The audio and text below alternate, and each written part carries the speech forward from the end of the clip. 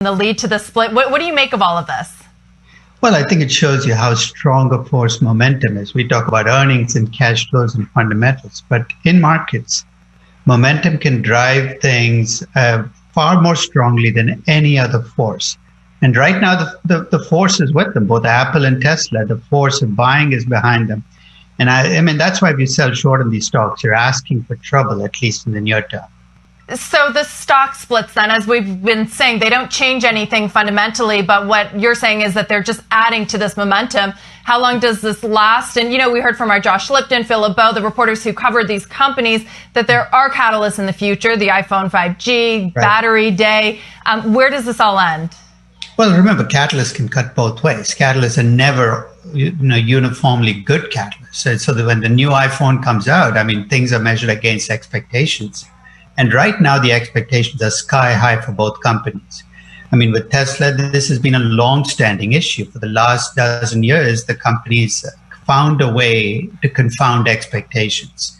So there are catalysts coming up, and those catalysts can reverse the momentum. But, as I said, I wouldn't bet against momentum right now. Starting to look at various records fall, depending on how you slice it. For example, the NDX as a percentage over its 200-day is now nowhere near where we got in 2000, but market cap of all stocks versus U.S. GDP has eclipsed March of 2000. So which of those analogs are you favoring right now as you try to take the temperature? I've never believed in this market cap to GDP measure. I know Warren Buffett likes it, but I've never understood the fixation with that measure. I mean, it's nice to have something as a measure, but I do think that there are a couple of things to keep in mind. As tech companies rise, many of the traditional measures of earnings, I think, understate earnings at tech companies. The biggest expense at tech companies is R&D, and it's capitalized right now.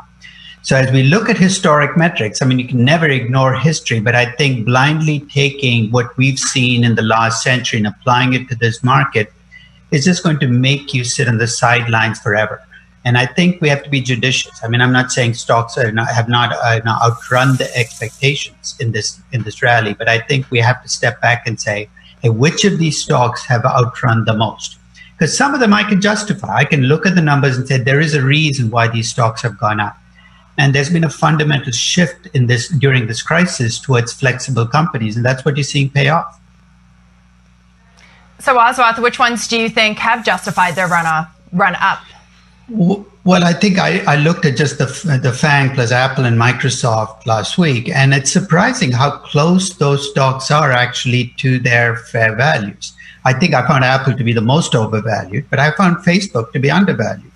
So I think this notion that tech companies are just running up on pure oxygen, there's nothing behind them, is I think misplaced. For the young tech companies, that might be true. For the older tech companies, these are money machines. The cash is flowing in, and there's a reason markets like them so much. So you really you're a buyer of the notion that that technology, we're in the process of technology changing the economy, changing the way in which we interact with the economy. And because of that, there is real value, even though we're seeing metrics maybe that we haven't seen in several decades. Is that a fair way to say it?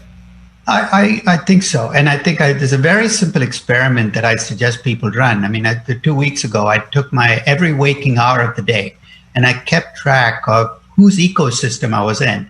And for 95% of my waking day, I was in the ecosystem of one of those 6 companies I just listed, Facebook, Apple. So in a sense, we're already there as people. The market's kind of catching up to what's become a reality for all of us.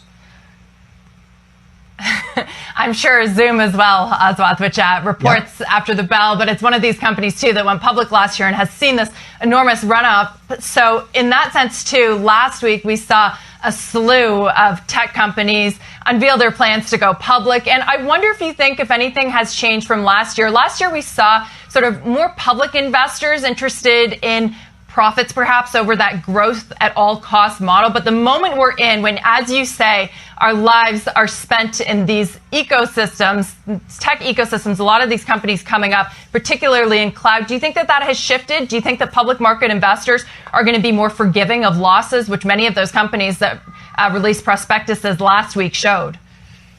Every crisis leaves winners and losers. In a strange way, I'll take one of those companies that's planning to go public, Airbnb, and argue that Airbnb today is stronger than it was a year ago. It's a strange thing to say when people are not traveling, but here's why. I mean, it's all relative to competition. And this crisis has handicapped the Marriotts, the Hiltons of the world so much that it's given an opening for Airbnb to actually grow faster than it would have otherwise.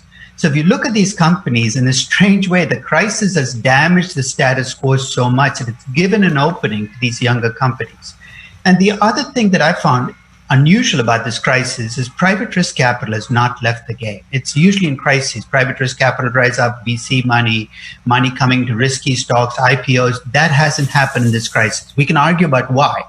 But private risk capital staying in the game, to me, has been the biggest single story of this crisis, because that's incredibly unusual in a crisis to have risk capital stay in the game.